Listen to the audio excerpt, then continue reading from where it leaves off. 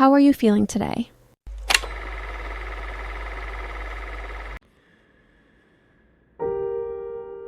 Imagine this. One morning, you wake up, step out of a dream, and realize no one in the world asks questions anymore. People pass by each other, speaking about what they've heard, believe what they've seen, but few truly think. The world has grown unbearably loud.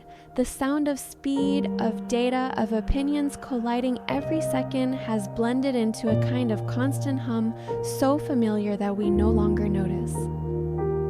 Our minds are falling silent in the most dangerous way. We know more than ever before, yet we understand less than we ever have. We update, we scroll, we consume news, reactions, fragments of other people's thoughts and mistake it for understanding the world.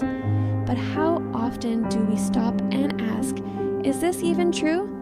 Am I thinking for myself or just repeating what someone else once said?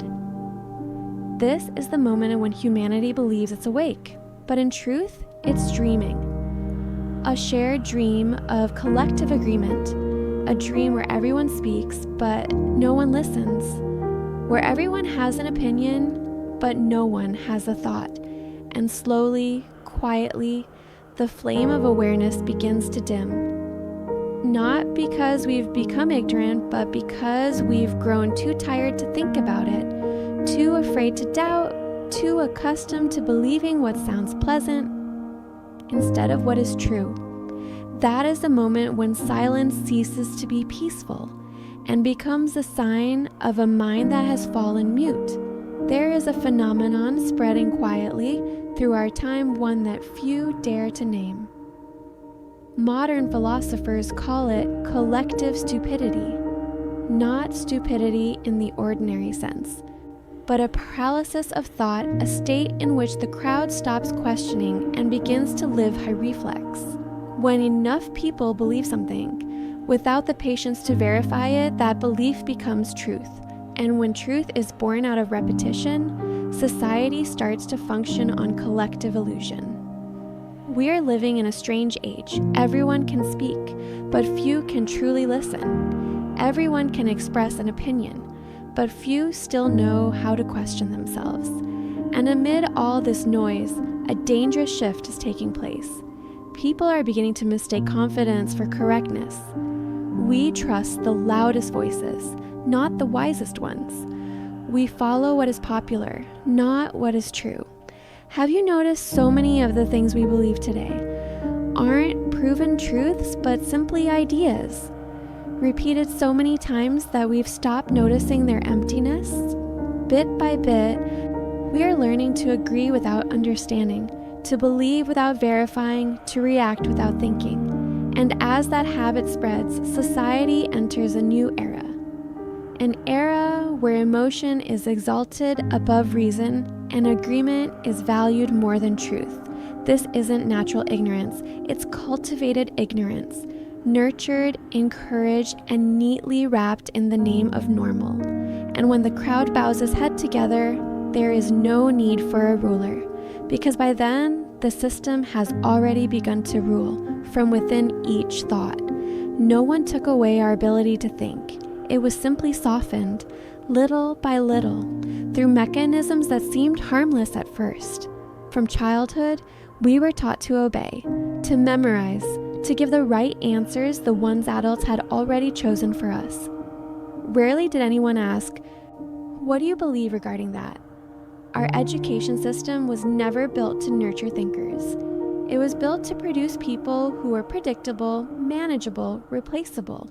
We learned how to repeat, not how to understand. We were praised for obedience and criticized for difference. And so, the fire of thought, once burning bright, was quietly smothered under the soft ashes of being good. When we grow up, that pattern doesn't disappear. It simply changes shape. At work, we fear disagreeing with authority. In society, we fear standing apart from the crowd. Online, we fear being canceled for having our own view. Gradually, humans adapt to survive through silence. Noam Chomsky once warned, When people learn to agree without understanding, they become easier to control than ever before, and that is exactly what's happening. A society no longer needs violence to control. It only needs enough noise to make us stop thinking. Everything today is designed to keep us reacting, faster, louder, more emotionally moving to the next piece of content before we've even had time to ask what we just consumed. Slow thinking was once the foundation of wisdom. Collective reflex is replacing individual thought. We've been programmed to love ease, to read headlines instead of articles, to watch summaries instead of books, to absorb others' opinions instead of forming our own.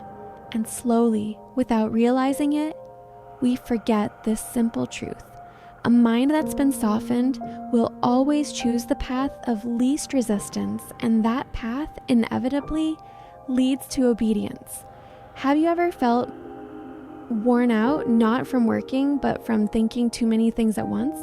Notifications, messages, news, emails, comments, videos, opinions, every second, every minute. Our brains process more information than an entire lifetime would have held just decades ago. Neuroscientist Daniel Levitin once said, "The human brain today processes 5 times more information per day than it did a generation ago." The sea of words, images, sounds, and instant reactions is overwhelming us, but the brain was never designed to live in this flood. When overwhelmed, it shortens its thinking process to save energy. Instead of analyzing, it guesses. Instead of reasoning, it repeats. Instead of questioning, it conforms. We think we're making conscious choices, but in reality, the brain is choosing for us, always the shortest, easiest, least conflicting path. And that's how critical thinking quietly gets replaced by survival instinct.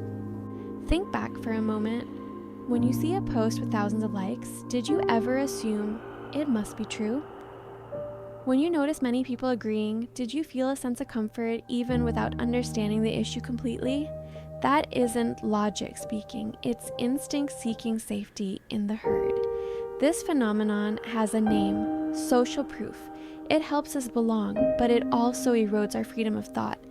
The more exhausted we become, the easier it is to outsource our beliefs to others. The more overloaded we are, the more we cling to popular opinion as a place of mental rest. And somewhere along the way, the brain stops asking why. No one orders us to believe, but exhaustion makes us want to believe the simplest thing.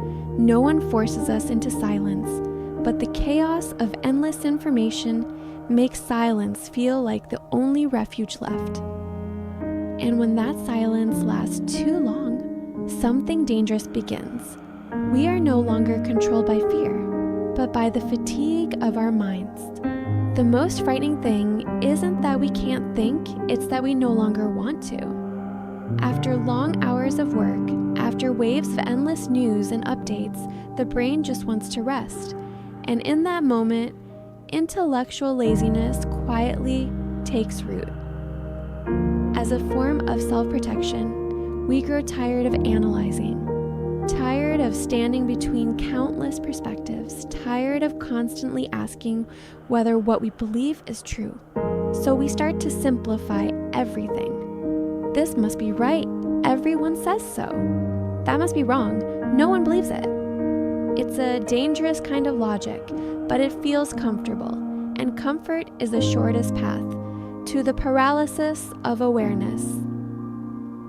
Psychologist Erich Fromm once wrote, "Man escapes from freedom because freedom always comes with responsibility.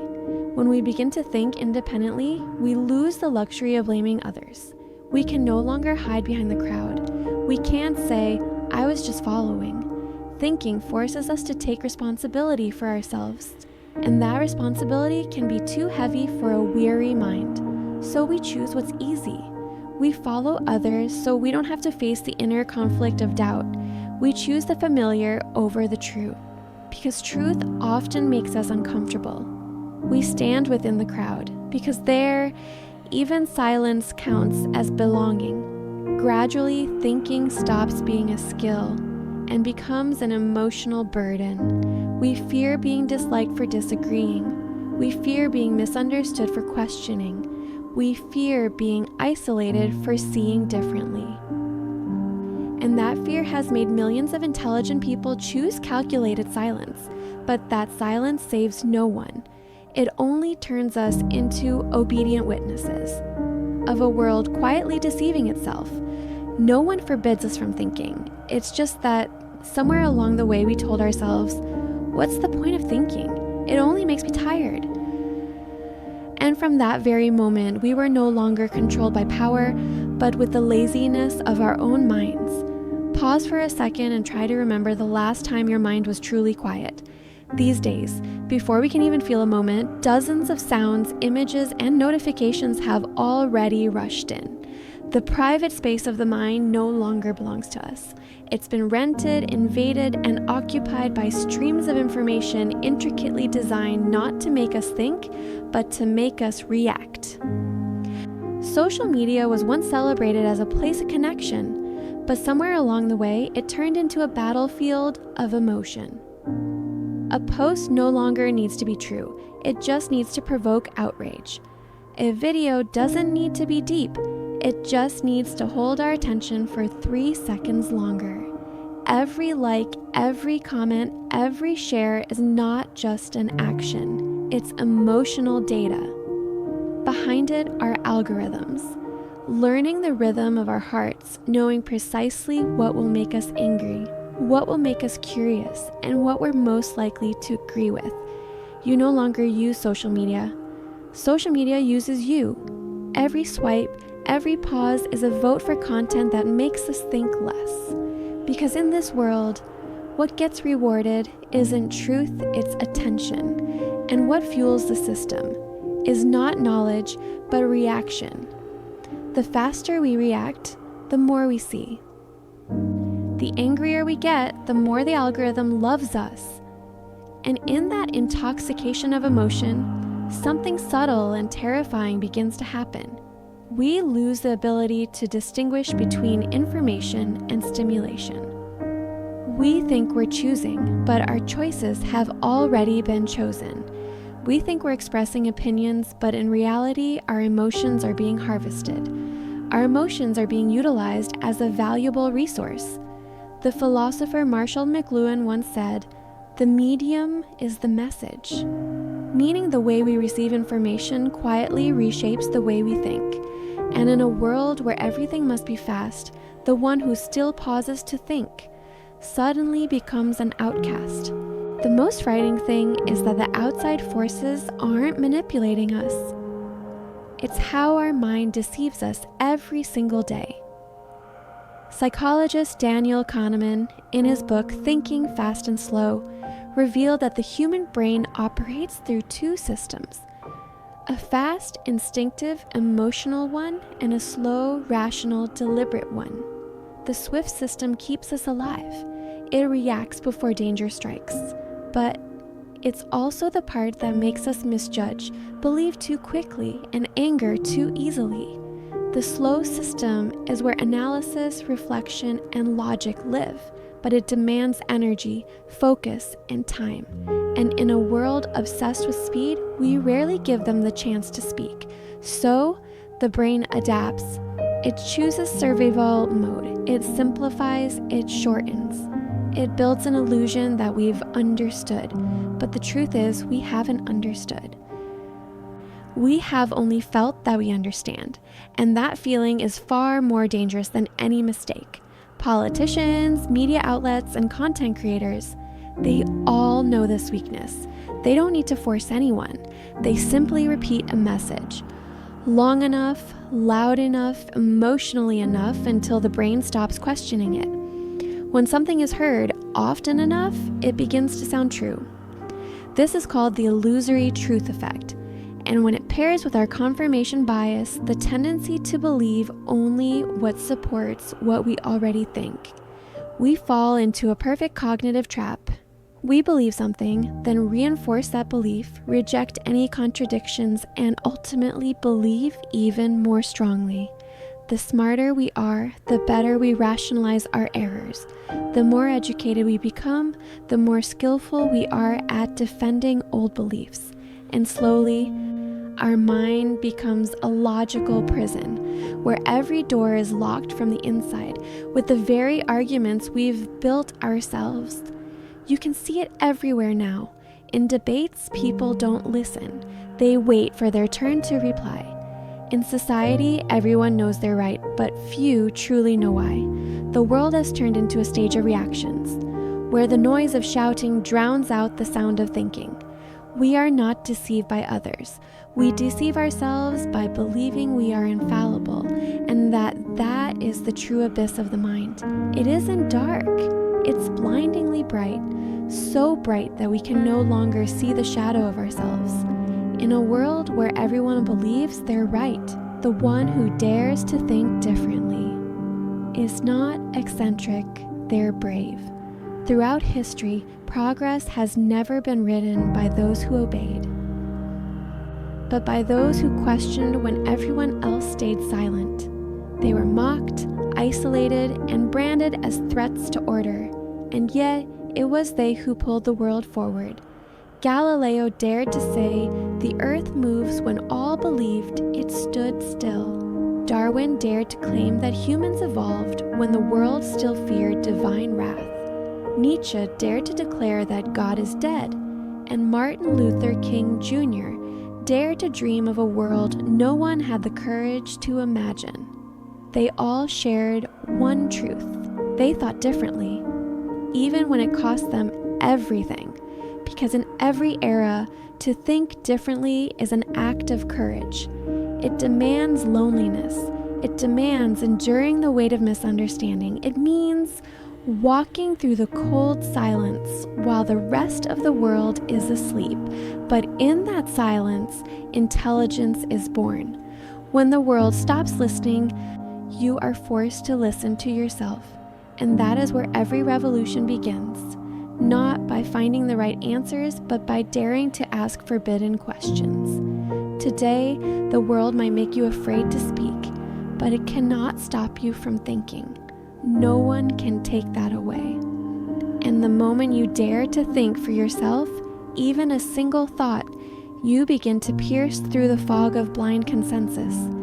You don't have to be a Galileo or a king, you just have to be a person who pauses amidst the endless scroll of noise and ask quietly, "Do I really believe this?" That small moment is a seed of freedom, because true freedom doesn't begin with the right to speak. It begins with the right to think. And when you dare to think differently, even if the world doesn't understand, you're protecting the most sacred thing humanity still has, the independence of the mind. After all, the reason people stop thinking is not a failure of intelligence. It's a failure of courage. We do not fear truth itself. We fear what the truth might take away. Because when we start to think deeply, everything that once made us feel safe begins to tremble. Our beliefs, our religion, our ideals, our image of who we are. Even the relationships we depend on to survive. To think independently is to face emptiness. To stand in the quiet space between two beliefs is a profound experience. We must hold a question that no one can answer for us. And that is a place few dare to stay. Humans crave to understand the world, yet they fear understanding themselves.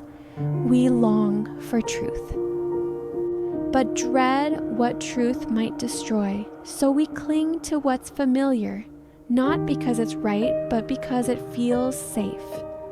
Carl Jung once said, "People will do anything, no matter how absurd, to avoid facing their own souls." And he was right. We seek noise to drown the inner voice. We argue to avoid listening. We follow the crowd to avoid confronting our own questions, all just to flee from the terrifying silence of awareness. But it is in that silence, when every pretense falls away, that we finally see what we were truly afraid of. Not being wrong, but lost the version of ourselves we thought was right. So we build a delicate illusion. We think we're living by ideals, but in truth, we're only defending our ego. We think we're loyal to truth, but we're really loyal to the feeling of safety. Truth doesn't kill belief. Fear of change does. That's why so many would rather live in a familiar falsehood than step into an unfamiliar truth. And so, they build walls of conviction, living inside them like homes without windows, warm but dark. Once you see this, you'll understand. The greatest battle of thought is not against the world outside, but against the fear within.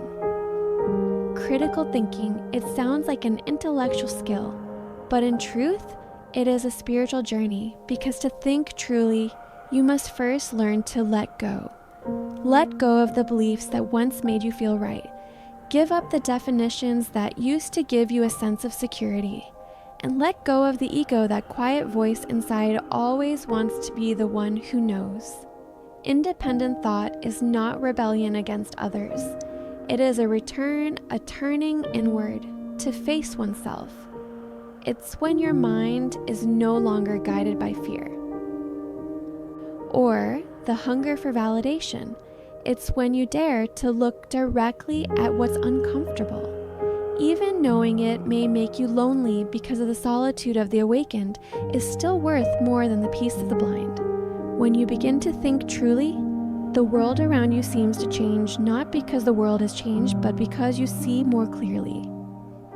You start to notice the layers of disguise. Between education and conditioning, between news and propaganda, there is a clear distinction between education and conditioning, between news and propaganda, and between connection and performance. In that moment of understanding, something miraculous happens. You stop being frustrated. You stop needing to win. You stop trying to prove, because you realize this wisdom is never loud. It breathes in silence, in the capacity to listen, and in the humble knowledge that no one holds the whole truth. At that point, you no longer think only with the mind, but with a heart that has been washed clean of fear. You begin to see the world, not judge it, but to understand, not to react, but to reflect. And in that exact moment, freedom appears. Not freedom of speech, but freedom of mind. No one can give it to you, and no one can take it away. Critical thinking is the candle that lights the dark room of consciousness. You don't have to illuminate the world, just keep your own flame alive. Keep asking, keep listening, keep thinking, even when surrounded by noise. Let others argue that it is right. You choose clarity in silence, because when you are truly awake, you will see. There is no victory greater than seeing yourself clearly, and no freedom is more sacred than daring to think. There is no freedom more sacred than the courage to think with an honest soul. And that's the content of this episode. If you feel a sense of resonance with these reflections, don't forget to follow the channel and stay tuned for the upcoming episodes. See you soon. Bye.